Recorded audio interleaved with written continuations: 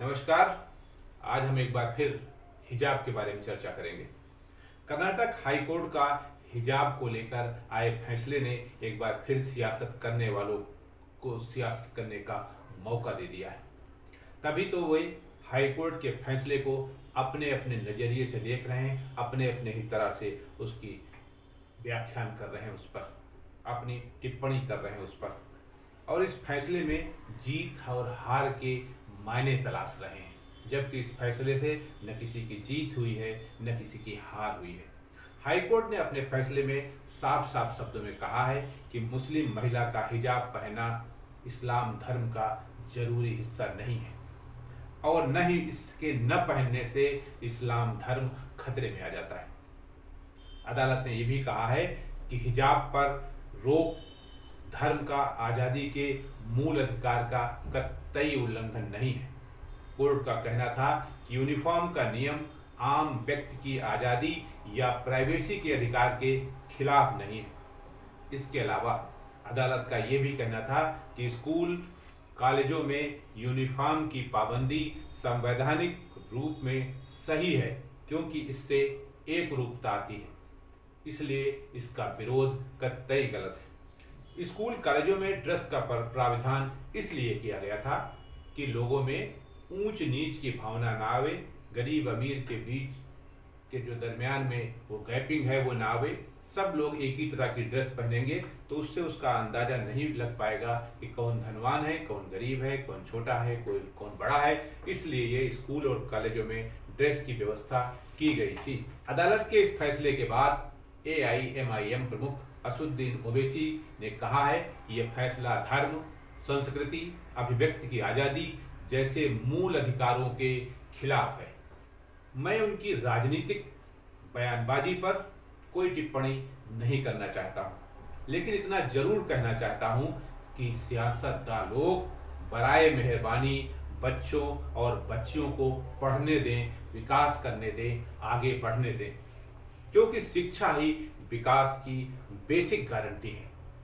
इसलिए नेताओं से, चाहे वो हिंदू नेता हो या मुस्लिम नेता हो, विकास, शिक्षा और ज्ञान में बाधक न बने और न ही लोगों को बरगलाएं या बहकाएं, क्योंकि ये पब्लिक है, ये सब जानती है और जब मौका मिलता है तो या तो जड़ से उखाड़ देती है या जड़ में मट्ठा डाल देती है। मैं कर्नाटक हाई कोर्ट के उस फैसले पर भी कोई टिप्पणी नहीं करना चाहता, क्योंकि मैं जानता हूं कि अभी ये मामला सुप्रीम कोर्ट पहुंच रहा है और वहां भी तारीख पे तारीख होगी। अगर सालों लग जाएंगे तो क्या होगा उन लड़कियों का जो घर बैठ गई हैं कि हम पढ़ने नहीं जाएंगे तब तक जब तक हिजाब पहनने की हमको इजाजत नहीं दी जाएगी। क्या होगा? उनकी शिक्षा ब्रेक होगी ना बीच में, और इस ब्रेक का जिम्मेदार कौन होगा? यही सियासतदान लोग, चाहे वो हिंदू नेता हो चाहे मुस्लिम नेता हो।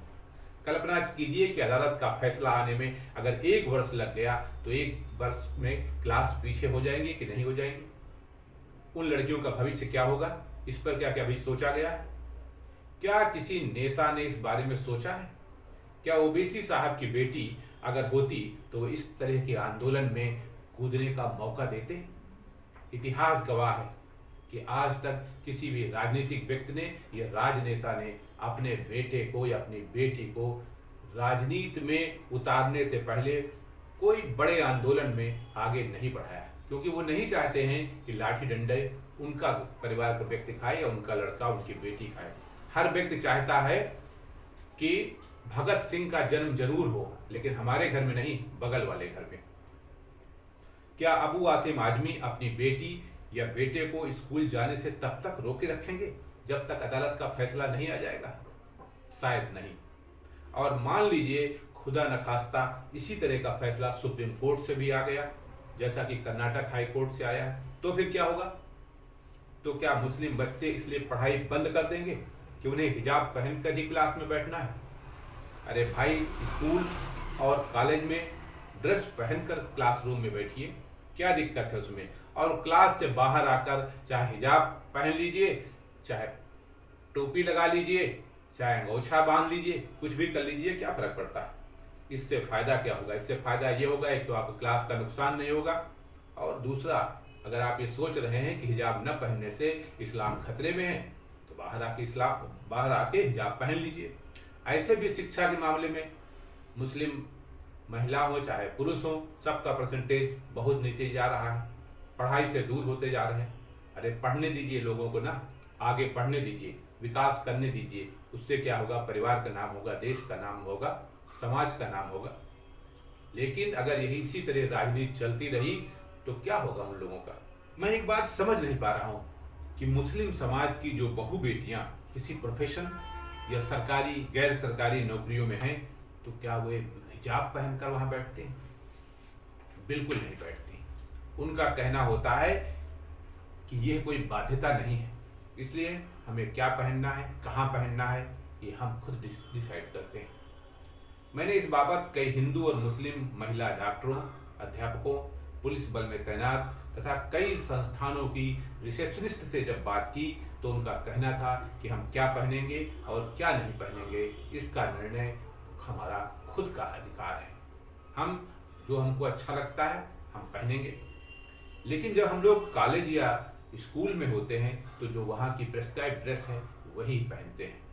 इन महिलाओं का कहना था कि तमाम हिंदू औरतें भी घूंघट करती हैं, लेकिन ऐसा करना कोई बाध्यता नहीं है, न कहीं कोई आवश्यक है, और न ही धर्म ऐसा कहने की या करने की बात करता है। उनका कहना था कहाँ घूंघट करना है, कहाँ बुर्का पहनना है, ये हम लोग खुद तय करते हैं। लेकिन न तो हर जगह घूंघट करते हैं और न ही हर जगह हिजाब पहनते हैं। इन महिलाओं का कहना था कि जो लोग हिजाब को लेकर ये नौटंकी कर रहे हैं वे नहीं चाहते हैं कि मुस्लिम समाज की लड़कियां भी पढ़ लिख कर अपने माँ बाप, समाज और देश का नाम रोशन करें, क्योंकि इससे उनकी सियासत कमजोर हो जाएगी, उनकी राजनीति कमजोर हो जाएगी। बहुत बहुत नमस्कार।